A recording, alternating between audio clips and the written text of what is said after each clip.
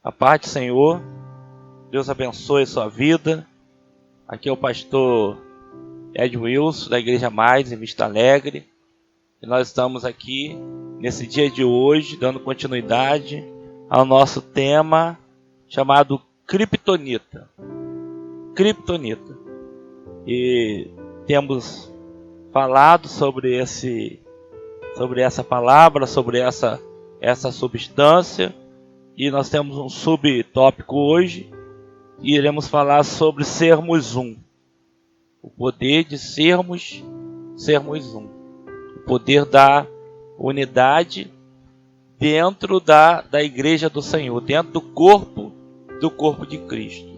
Essa é uma palavra específica para os jovens, mas ela serve para todos os irmãos, para todas as irmãs, para você que nos acompanha.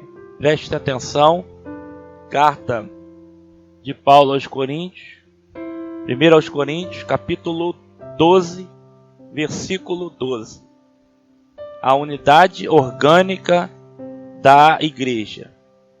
Porque assim como o corpo é um e tem muitos membros, e todos os membros, sendo muitos, constituem um só corpo, assim também com respeito a Cristo. Pois em um só Espírito todos nós fomos batizados em um corpo, quer judeus, quer gregos, quer escravos, quer livres. E a todos nós foi dado beber de um só Espírito, porque também o corpo não é um só membro, mas muitos. Se disser o pé, porque não sou mão, não sou do corpo, nem por isso deixa de ser do corpo. Se o ouvido disser, porque não sou olho, não sou do corpo, nem por isso deixa de ser. Se todo o corpo fosse olho, onde estaria o ouvido? Se todo fosse ouvido, onde estaria o olfato? Mas Deus dispôs os membros, colocando cada um deles no corpo como lhe aprouve. Amém? Até aqui.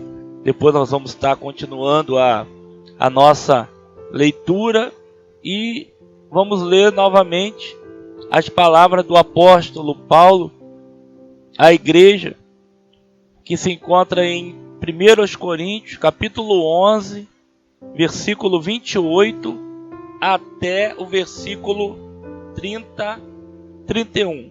1 Coríntios, capítulo 11, versículo 28 até o versículo de número 31.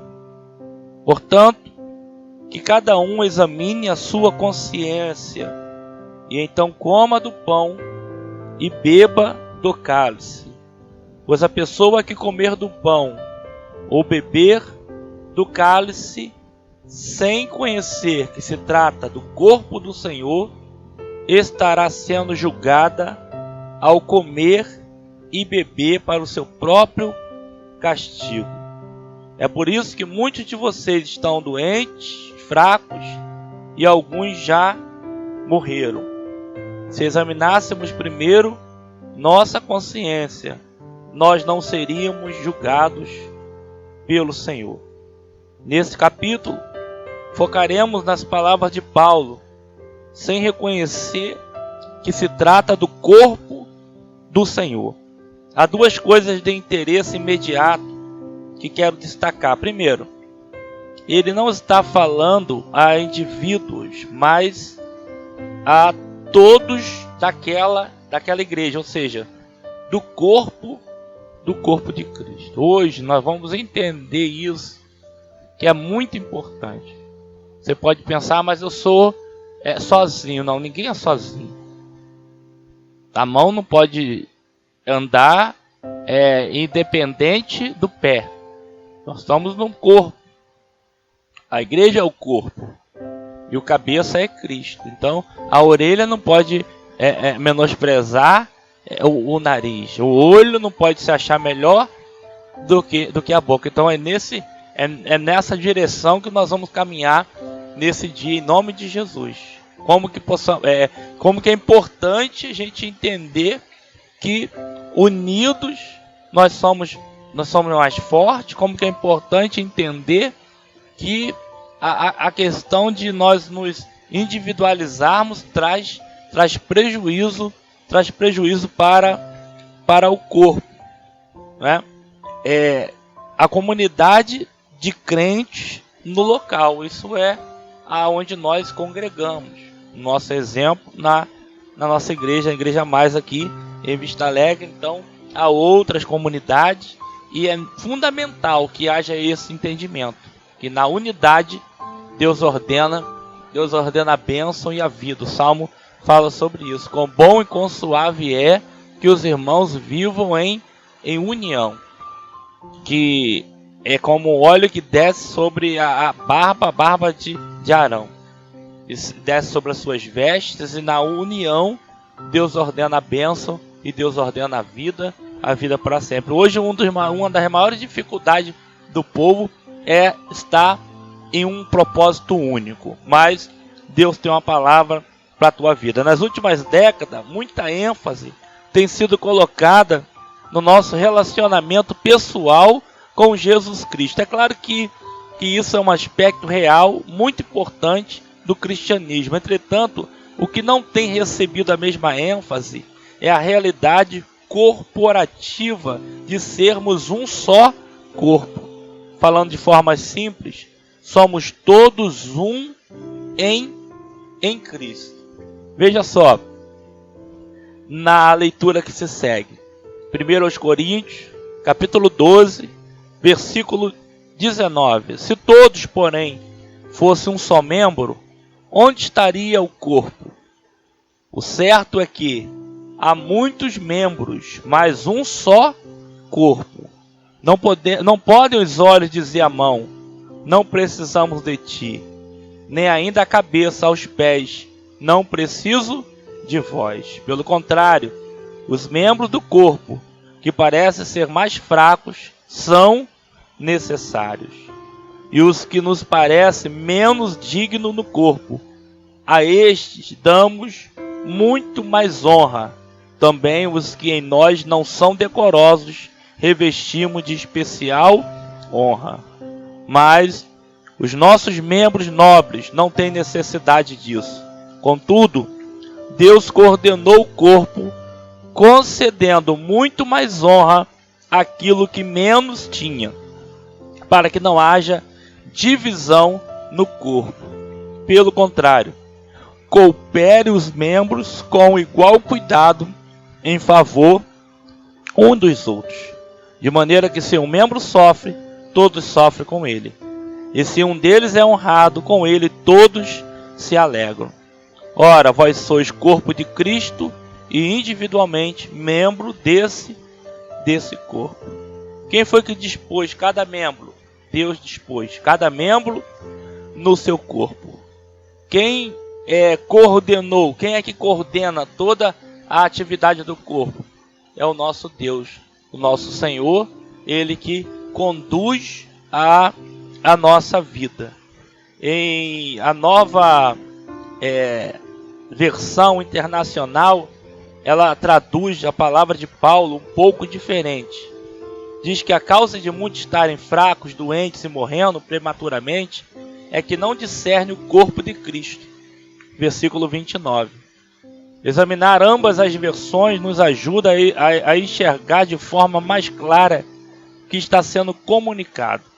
Para ter um entendimento melhor, temos que voltar um capítulo em 1 Coríntios, onde Paulo discute a libertação de Israel do Egito e seu tempo no deserto. Em meio à discussão, ele esclarece o propósito de chamar a atenção para aquela história.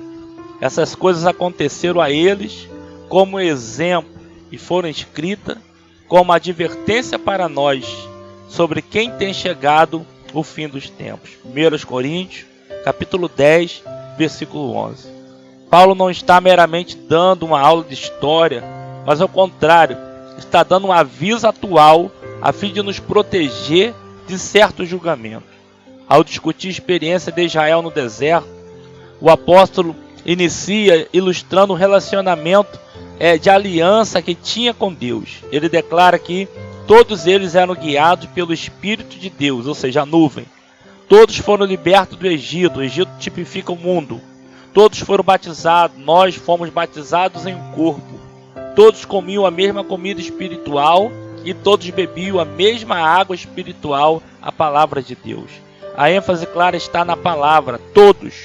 Depois, ele resume dizendo que a rocha que viajava com eles era Cristo.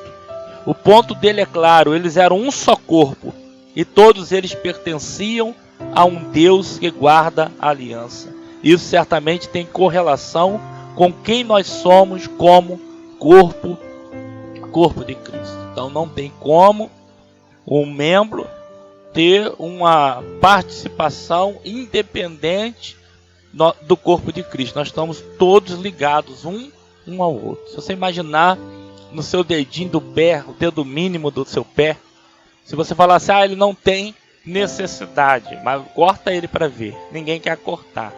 Mesmo assim, pessoas que estudos, né, mostram que esse dedo menor do pé, ele te dá equilíbrio. Olha que coisa importante. Então, minha unha, não quero, vou jogar fora. Não, você precisa da sua unha. Ela tem um propósito ali no seu corpo. Mas a sobrancelha você está suado e o suor, a sobrancelha ela evita que o suor ele entre nos seus olhos. Então tem uma função. Os cílios, né? Tem pessoas que têm os cílios avantajados igual a mim. Meus cílios são enormes. Então você está olhando para algum lugar, vem um mosquito e tenta entrar no teu olho e ele fecha rapidamente. Então é uma proteção. A orelha, proteção. A barba, proteção. Cabelo, tudo tem uma função. Então qual é o segredo? É falar para o Criador. Foi Deus que te criou, foi Deus que te colocou, foi Deus que te inseriu nesse corpo. E todos nós vamos para o mesmo lugar, em nome de Jesus. Não tem como um falar para o outro, não, fica para lá que eu fico para cá. Não, nós estaremos juntos, no mesmo quadrado, no mesmo céu, unidos, cantando, adorando e exaltando o Senhor. Então, essa palavra de hoje, ela nos leva a um entendimento de corpo, não apenas de indivíduos, não apenas de membros, mas de um corpo, de algo que nos leva a um compromisso igual, desde a planta dos nossos pés ao alto da nossa cabeça. Quem é o cabeça? É Cristo. Quem dá as ordens? É Cristo. Quem dá a direção?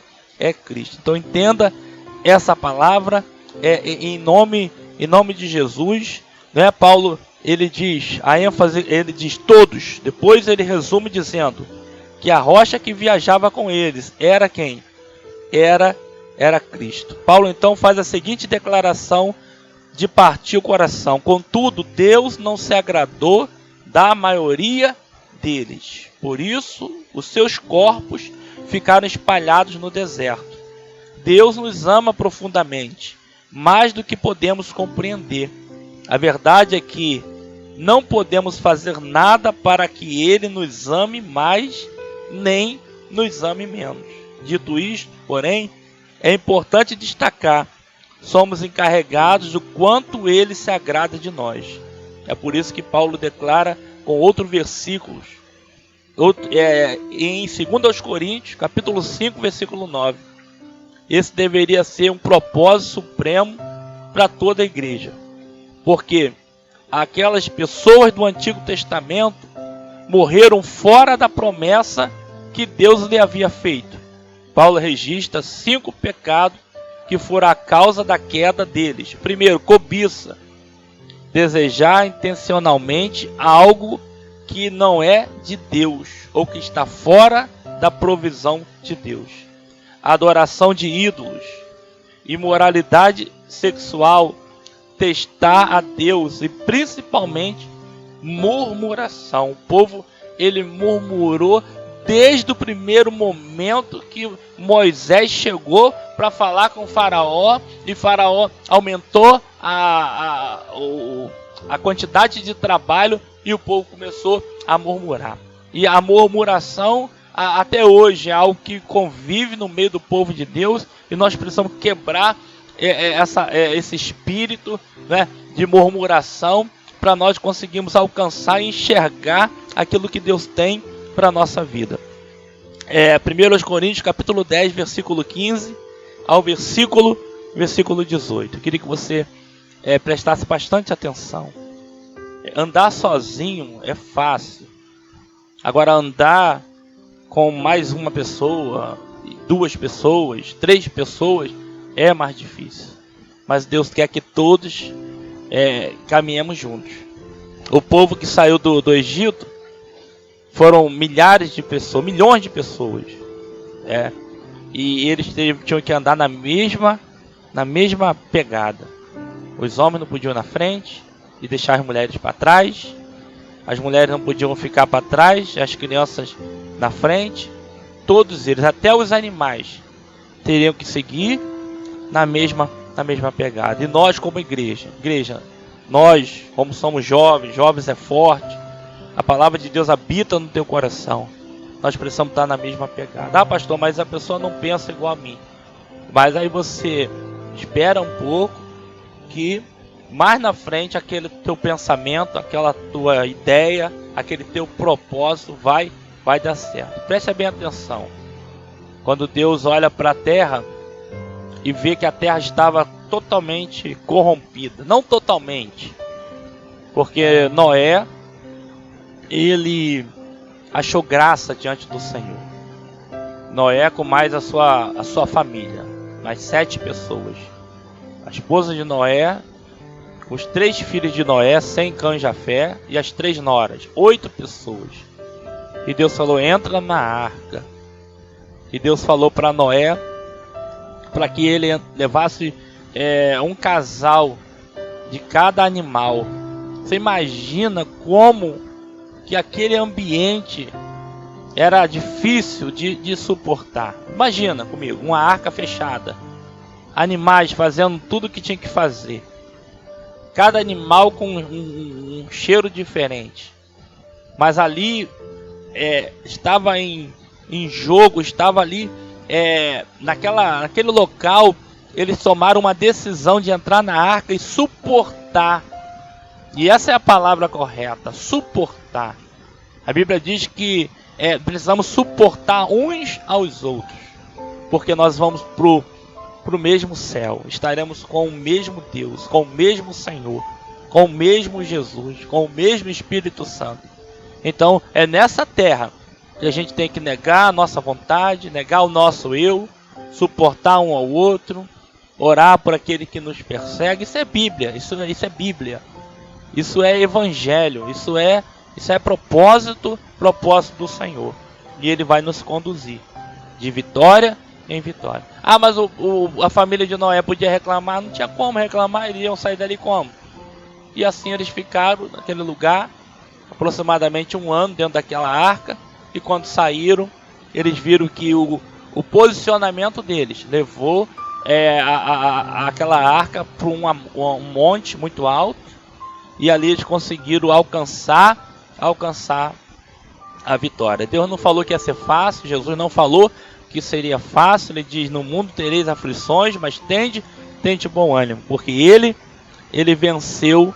Jesus venceu o mundo. E as nossas atitudes, com certeza, elas vão influenciar o corpo de Cristo? Vão influenciar. Voltemos agora aos israelitas, que são exemplos para nós. No entanto, avancemos uma geração para a geração liderada por Josué. Josué veio depois de Moisés. Moisés morreu, Josué assumiu o comando. Aquele corpo de crente atravessou o rio Jordão, marchou em direção à terra prometida. Sua primeira tarefa foi destruir a enorme cidade de Jericó. Foi sem dúvida uma tarefa intimidadora, mas Deus certamente mostraria mais uma vez sua poderosa força. Deus deu algumas instruções específicas a Josué, e uma delas foi Josué capítulo 6, versículo 17 ao versículo 19. A cidade, contudo, o que nela existe, será consagrada ao Senhor para a destruição. Fique longe das coisas consagradas, não se aposse de nenhuma delas. Toda a prata, todo o ouro, todos os utensílios de bronze e de ferro são sagrados e pertencem ao Senhor, e deverão ser levados para o seu tesouro. Todos os despojos de Jericó deveriam ser dedicados ao tesouro do Senhor. Era exclusivamente dele, nada deveria ser para ganho individual. O dia do ataque chegou, os israelitas foram invencíveis, aniquilaram completamente com suas espadas tudo que havia na cidade, homens e mulheres, jovens e velhos, gado, cabras, jumentos. Depois queimaram a cidade e tudo nela, exceto o ouro, a prata, o bronze e o ferro, que foram guardados para o tesouro do Senhor. Incrivelmente, nenhum israelita foi morto nem ferido. Por quê? Porque estava debaixo da obediência. Aquele trabalho deveria ser um trabalho em equipe. E não tem como alcançarmos a vitória se não estivermos trabalhando em equipe. Devemos lembrar que aquela era uma das cidades que a geração anterior havia espiado, levando a Moisés o seguinte relatório de inteligência: o povo que lá vive é poderoso, as cidades são fortificadas, muito grande. Agora foram os filhos crescidos naquela geração anterior que atacaram aquela cidade fortificada, demoliram sem nenhuma pedra. Israel foi sobrenaturalmente capacitado. Porém, nós lemos Josué capítulo 7, versículo 1. Mas os israelitas foram infiéis com relação à coisa consagrada. Acã, filho de Carmi, filho de Zinri, filho de Zerá, da tribo de Judá, apossou-se de algumas delas, e a ira do Senhor acendeu-se contra Israel.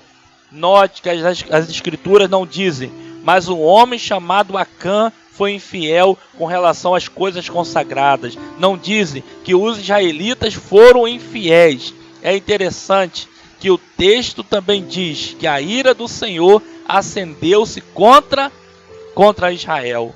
Não diz que a ira do Senhor acendeu-se contra Acã. Israel estava unido como um.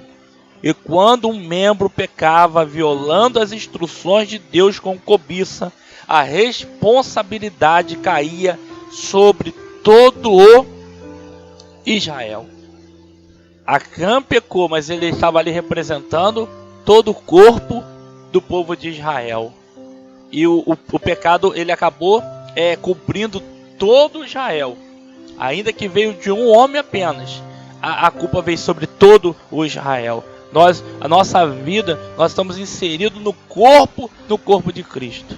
Então nós precisamos ter essa responsabilidade como corpo do Senhor Jesus. A trágica consequência se torna evidente logo depois. A próxima cidade alvo era Ai, era bem menor.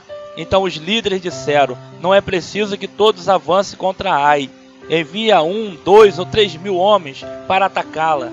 Não canse todo o exército, pois eles são poucos. Por isso, cerca de 3 mil homens atacaram a cidade. Aproximadamente 600 mil guerreiros haviam lutado na Batalha de Jericó. Isso nos mostra quanto Ai era insignificante em comparação. Porém, nós lemos: mas os homens de Ai os puseram em fuga, chegando a matar 36 deles. Eles perseguiram os israelitas desde a porta da cidade até Sebarim e os feriram na descida. Aquela era a mesma nação que havia acabado de destruir sem nenhuma perda a importante e poderosa cidade de Jericó. Porém agora os guerreiros estavam fracos, recuando e totalmente derrotados. Eles haviam sido expostos à criptonita. Tragicamente, 36 foram mortos, enquanto em Jericó ninguém havia recuado. Fica fraco ou ferido e nem sido morto. Ponderemos o seguinte: Acã pecou, mas nada aconteceu com ele nem com a sua família. Por outro lado, depois da batalha de Ai, 72 mães e pais não viram seus filhos retornarem à batalha. 36 esposas não viram seus maridos retornarem a um grande número de crianças, não viram seus pais voltarem para casa. Não foi por causa do que o filho, o marido ou o pai havia feito. Eles não pecaram, ao contrário, foi devido ao que outro homem de outra família havia feito. Agora Israel estava paralisado, com medo. Josué e todos os líderes lançaram o rosto diante de Deus. Você consegue imaginar isso? Estavam confusos, desorientados, clamando: ah, soberano Senhor, por que fizeste este povo atravessar o Jordão? Foi para nos entregar nas mãos dos amorreus e nos destruir? Veja a resposta de Deus: levante-se, porque você está aí prostrado. Israel pecou, violou a aliança que eu lhe ordenei. Deus não diz: há um homem dentre vocês que pecou. Não, ele mais uma vez declara: Israel pecou. Ninguém sabia que Acã havia pecado, ninguém havia feito parte da cobiça dele. Mesmo assim, o corpo inteiro sofreu por causa da criptonita espiritual.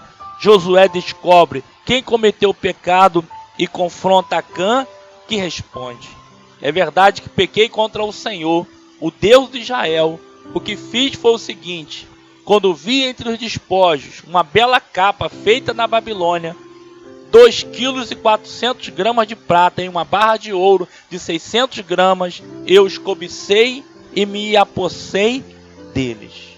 Josué e os líderes lideraram rapidamente com a ofensa de Acã, e uma vez que a resolveram, lemos: então o Senhor se afastou do fogo de sua ira. Amém? Pecado de um homem, membro de todo o povo de Israel. Mais uma vez, é importante enfatizar: há consequências pessoais para o pecado praticado intencionalmente. Acã, por fim, sofreu julgamento, mas Israel como um todo também foi vítima da criptonita espiritual do pecado dele. O que pecou sofreu consequência, mas também a consequência foi jogada sobre toda aquela nação. O pecado de Acã foi resolvido sobre a vida de Acã, sobre a família de Acã, mas o Israel inteiro acabou sofrendo pelo pecado de um homem. Então, aí a gente pensa: ah, mas a vida é minha, o problema é... Não, você está inserido no corpo de Cristo. Então, a tua vida pertence a Cristo e ao corpo de Cristo.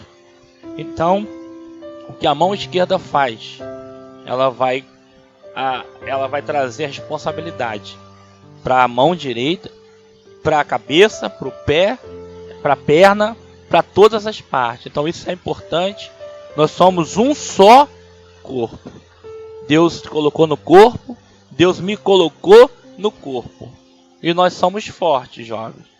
Então vamos assumir o nosso compromisso com Deus, de ser bênção aonde Deus nos colocou.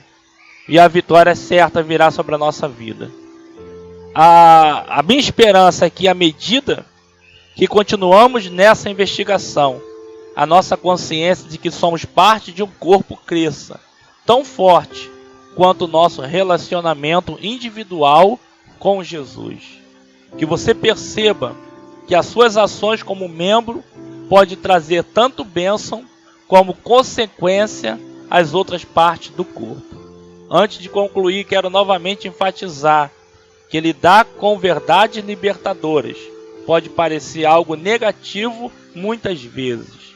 E o pensamento de que, por que tocar nesse assunto? Pode facilmente se instalar.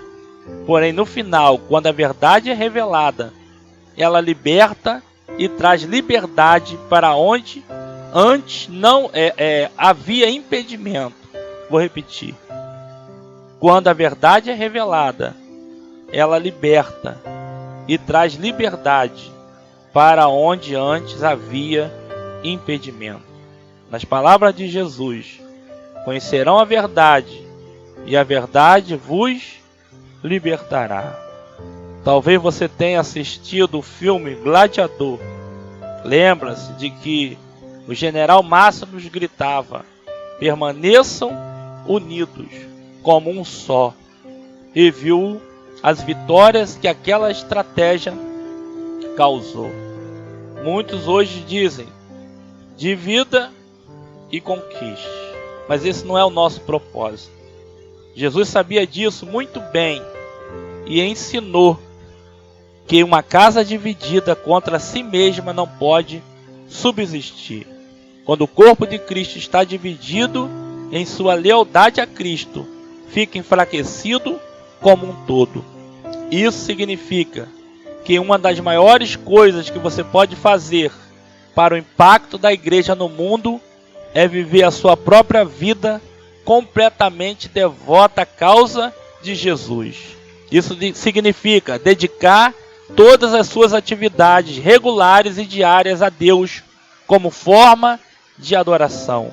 Deus quer a sua vida por completo, não apenas as suas mãos, as manhãs de domingo.